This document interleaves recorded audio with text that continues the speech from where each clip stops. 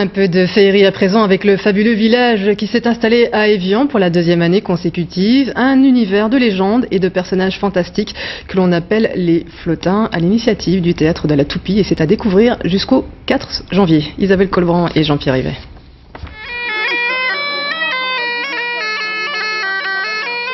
C'est l'histoire originelle. Un univers peuplé de sculptures, de musique et de rencontres. Entre lutins et farfadets, ce sont les Flottins.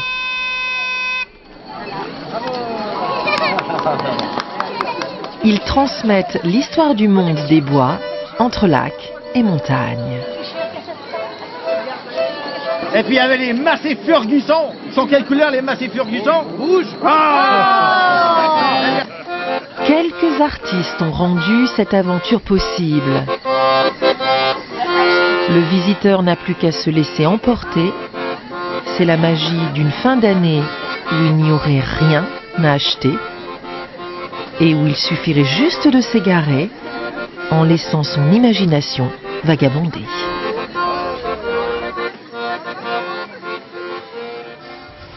Un mot de sport avec le tirage au sort des 32e de finale de la Coupe de France. CFA contre Ligue 1.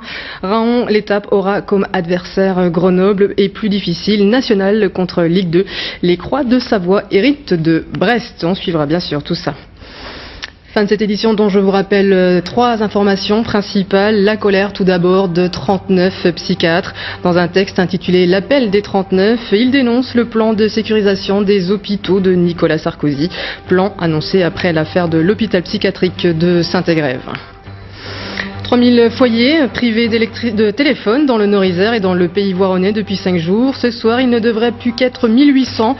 150 techniciens de France Télécom s'activent pour réparer les câbles endommagés par la neige et le verglas de ces derniers jours. D'autres techniciens de Bretagne et de Normandie ont été appelés en renfort pour rétablir la situation au plus vite. Et puis justice, 3 policiers ont été mis en examen après la plainte d'une étudiante en médecine grièvement blessée lors d'une manifestation contre les projets de Nicolas Sarkozy. Les faits remontent à mai 2007. Il s'agit de la jeune Maude qui a perdu un œil dont nous vous avions longuement parlé dans nos éditions.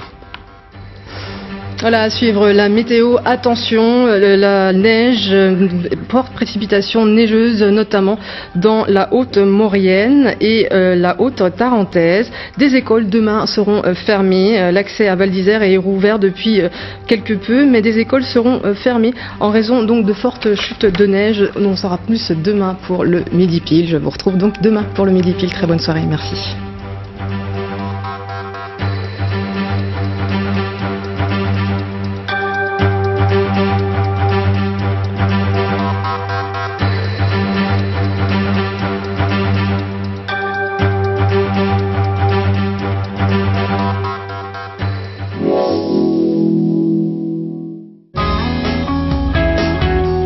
La météo sur France 3 avec Square Habitat, le réseau d'agences immobilières du Crédit Agricole.